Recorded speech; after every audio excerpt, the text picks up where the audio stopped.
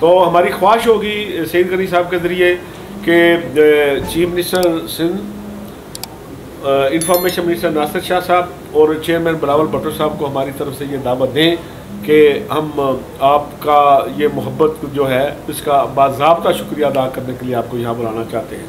तो मैं एक दफ़ा फिर शुक्रिया अदा करता हूँ। और अब बेसिकली कि आज के मेज़बान RAUJ के प्रेसिडेंट अमर सियाह सैयद साहब और नेशनल प्रेस क्लब के प्रेसिडेंट शकील अंजुम साहब हैं। तो मैं दरख्वास्त करूँगा प्रेसिडेंट अपने शकील अंजुम साहब से कि वो इस हवाले से चंद कलमात इरशाद फरमाएं। आपने सारी मोहब्बतें निछावर कर दी और हमारी भी यही तबीयत है कि हम वाकई किसी से मिजाज नहीं मिलता हमारा। वो जब लोग आते हैं तहरीक इंसाफ वाले या नून लीग वाले तो कहते तस्वीरें आपने लगाई हैं भुट्टो साहब की, तो आप ये हमसे क्या मांगते हैं? तो लेकिन ये नहीं, हमें किसी चीज़ की परवाह नहीं, हमें बड़ी अकीदत है। लेकिन मैं बहैसियत सदर पिछले 3-4 साल से जो मैं हूँ, मैं थोड़ा सा फ़र्क महसूस करता हूँ मोहब्बतों में। उसकी वजह कि पहले ये होता था कि आप हमारी नब्ज़ों में, हमारे दिलो दिमाग पर हावी होते थे। हमें कभी महसूस नहीं हुआ कि हम कुछ मांगें आपसे और कहें कि जी ये फ़लाँ चीज़ की ज़रूरत है, हम क्यों कहें उनको। ये खुद मुझे याद है कि मैंने बिलावल साहब से कहा कि जी मुझे ये नहीं ये चाहिए, उन्होंने उसी वक्त मिनट नहीं लगाया और उधर टेलीफोन किया और मसला हल हो गया। हमें आपने बुरी आदतें डाली हुई है क्या हम खुल के बात करते हैं कि अगर कोई पार्टी है, हम ये तो नहीं कहते हमारी पार्टी है क्योंकि वैसे ना हो जाए, तो अगर कोई पार्टी है जो कारकुन के मिजाज को समझती है, मुश्किलात को समझती है, सहाफ़ियों के मिजाज और मुश्किलात को समझती है, वो सिर्फ़ और सिर्फ आपकी पार्टी है। वो हमारी हरकत और सकनात और हमारे रवैयों से ज़ाहिर होता है कि हम आपसे बढ़कर किसी को नहीं कहते। आप सामने हैं इसलिए नहीं कह रहे, वो आते हैं, उनके बारे में भी हमारी तकरीरें सुना करें कि हम क्या कहते हैं उनके बारे में। लेकिन यह हर सूरत आपका अगर हमारे पास टाइम होता, जैसे भट्ट साहब ने कहा, तो हम ये नहीं, हम फूलों में तोल देते आपको। जितना बड़ा आपने काम किया है, जितना बड़ा काम किया है, आपने हमेशा से ही जर्नलिस्ट कम्युनिटी का साथ दिया और उसके साथ रहे, उनके दुख सुख में काम आए। और मुझे याद है कि एक बार हमारे एक लीडर थे, रहनुमा, उन्हें नौकरी से निकाल दिया गया। कायरा साहब होते थे वज़ीर इत्तलात और नशरियात, उन्हें जब पता लगा, उन्होंने कहा ये किसी से बात नहीं करनी, फ़ौरन उनका अपॉइंटमेंट लेटर तैयार करें और मैं उनके घर जाके दे के आऊँगा। इतना बड़ा एजाज़, तो वो वाकई उन्होंने किया और जाके वो घर जाके दे के आए उनकी इज़्ज़त रखने के लिए। वो हमारी इज़्ज़तें भी रखते थे, हमारी अना से नहीं खेलते थे, हमारी मुश्किलात से ब्लैकमेल नहीं करते थे ये पार्टी को, हमारी कम्युनिटी को, जो हमारी आपकी पीपल्स पार्टी है। लेकिन बाकी जो भी लोग, इसका तो अल्लाह ही हाफ़िज़ है ना, ये जो मौजूदा हुकूमत है इनको तो छोड़ ही दें। इससे पहले भी हमारे साथ यही कुछ हुआ, जो भी हुआ उन्होंने कोशिश की कि हमारे गर्दनों पे पहले बाजू रखें, उसके बाद वो आगे बात करें ताकि ब्लैकमेल कर सकें। ये तारीफ़ों का ये मकसद नहीं है कि आप सामने बैठे हैं, हमारे दिलों पे आपका राज है और हमारे दिमागों पे राज है। हर बंदा इत्तफाक़ राय से है कि आप हमसे मोहब्बत करते हैं, हमारी इज़्ज़त रखते हैं। मैं आपका शुक्रिया अदा करता हूँ कि आपने हमारी एक दावत पर तशरीफ़ लेके आए और हमारा मान बढ़ाया। बहुत शुक्रिया और तमाम दोस्तों का बड़ा शुक्रिया। सच्ची बात है, मैं तो बिल्कुल एक्सपेक्ट ही नहीं कर रहा था और मैं वैसे ही आता हूँ तो वो हम प्रेस कॉन्फ्रेंस एक छोटी मोटी कर लेते हैं, तो अगर मुझे अंदाज़ा होता तो मैं अपनी प्रेस कॉन्फ्रेंस यहीं रखता। हाँ, वो जो रखी गई थी वो इत्तेफाक से मुझे भी काफ़ी लेट बताया गया, लेकिन ये मुझे भी एहसास हो रहा है कि मुझसे गलती हुई। लेकिन मुझे जब मलिक साहब ने बताया कि वहाँ चलना है और इस हवाले से चलना है, तब भी मैं समझ रहा था मैं दफ्तर में जाऊँगा, आपसे मिलूँगा और आ जाऊँगा मिलकर। लेकिन यहाँ जिस तरह से आपने रिसीव किया और जिस तरह इज़्ज़त अफ़ज़ाई की, आपकी बड़ी मेहरबानी है। मैं समझता हूँ कि ठीक है, पाकिस्तान पीपल्स पार्टी या सिंध हुकूमत के नुमाइंदे के तौर पर आपने मुझे वेलकम किया, अच्छी बात है। लेकिन इस मुबारकबाद के मुस्तहिक जो हैं हकीकी तौर पर तो बिलावल साहब हैं, जिनके कहने पर, जिनकी हिदायत पर ये सारा काम हुआ, और नासिर हुसैन शाह साहब हैं, चीफ मिनिस्टर साहब हैं। और मैं आपको बताऊं कि इसकी इतनी जल्दी थी कि कैबिनेट की मीटिंग, हालांकि हमारी अब तो तकरीबन हर हफ्ते होती है, लेकिन ये बिल जो है वो कैबिनेट की मीटिंग का इंतज़ार किए बगैर तमाम कैबिनेट मेंबर से बाय रोटेशन जो है घरों को भेजकर उनसे करवाया गया और उसके बाद सिंध असम्बली के अगले दिन इजलास में रखा गया। और इजलास में रखने के बाद कमेटी को जब रेफ़र हुआ तो नॉर्मली कमेटी को जो बिल जाते हैं उसमें कभी 2 हफ्ते, कभी 1 हफ्ता तो कम से कम होता है अगर जल्दी भी हो, और या फिर कोई टाइम नहीं होता फिर महीने 2 महीने लग जाते हैं। लेकिन ये बिल जब कमेटी को भेजा गया तो ये कहा गया कि 3 दिन के अंदर अंदर कमेटी ने रिपोर्ट सबमिट करनी है, और विदिन 3 डेज ये कमेटी की रिपोर्ट आई और फिर उसी दिन हमने उसको असम्बली से जो है वो मंजूर भी करवा लिया।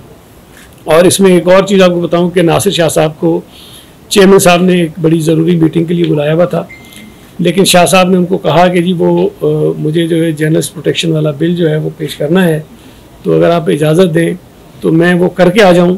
तो उन्होंने कहा कि मेरे पास आने की कोई ज़रूरत नहीं है, पहले आप ये काम करो और उसके बाद आप मेरे पास आओ। तो मतलब इतनी इसको इम्पोर्टेंस जो है पार्टी ने हर सतह पे दी। तो ये हमारी जिम्मेदारी थी, और मुझे याद है कि मेरे पास जब कुछ महीनों के लिए इंफॉर्मेशन डिपार्टमेंट था तो उस वक्त मुझसे कुछ दोस्त मिले थे पहली मरतबा, और मुझे उन्होंने ये सजेस्ट किया कि जी इस तरह की कोई लेजिस्लेशन होनी चाहिए। और फिर एक छोटा प्रोग्राम भी रखा था कराची में उन्होंने, जिसमें काफ़ी और लोगों को बुलाया था और पार्टीज़ के लोग भी थे, और वहाँ हमने इस काम को शुरू किया। और मुझे खुशी है कि वो काम नासिर हुसैन शाह साहब ने और मौद अली शाह साहब की सरबराही में ये काम हमने किया।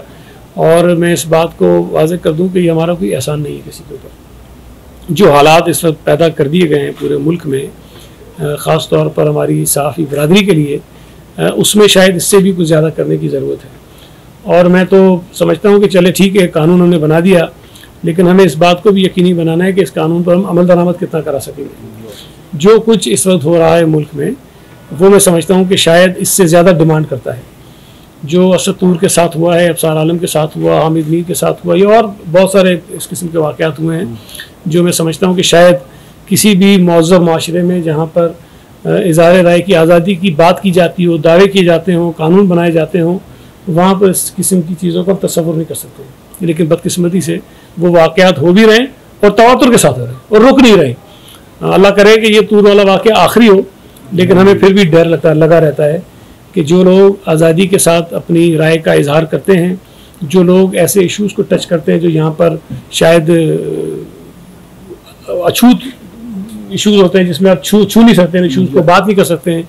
लेकिन मैं सलाम पेश करना चाहता हूँ तमाम जर्नलिस्ट को जो मुश्किलात के बावजूद और ये जानते हुए कि उन्हें इसकी सज़ा भुगतनी पड़ेगी, उसकी कीमत उनको चुकानी पड़ेगी, लेकिन उसके बावजूद भी वो बात करते हैं। तो ये एक उम्मीद की किरण होती है कि लोग हालात की वजह से, सख्त कवानीन की वजह से, मुश्किलात की वजह से, हमलों की वजह से कंप्रोमाइज़ नहीं कर रहे हैं। और सच्ची बात है, कभी कभी हम भी समझते हैं बड़े बहादुर हैं, लेकिन जब ऐसे लोगों को देखते हो तो लगता है कि शायद हम इनसे बहुत कम बहादुर हैं। और ये बड़ी दिलेरी की बात है कि जो बात आप कहते हैं, और मैं हमेशा कहता हूँ कि ज़रूरी नहीं जो मैं कह रहा हूँ सही हो, गलत हो सकता हूँ मैं, लेकिन कम से कम मुझे जो अपनी राय है उसका इजहार करने का मौका तो मिलना चाहिए। मुझे हक तो है ना, डिसएग्रीमेंट लोगों को करना चाहिए। कोई बात अगर असद तूर कह रहा है तो अभी कह सकते हैं गलत कह रहा है, उसको फैक्ट्स के जरिए डिनाई किया जा सकता है, लेकिन ये तरीका नहीं है कि आप किसी के घर में घुसकर उसको धमकियां दें और ये सबक सिखाने की कोशिश करें कि आपने बात नहीं करनी।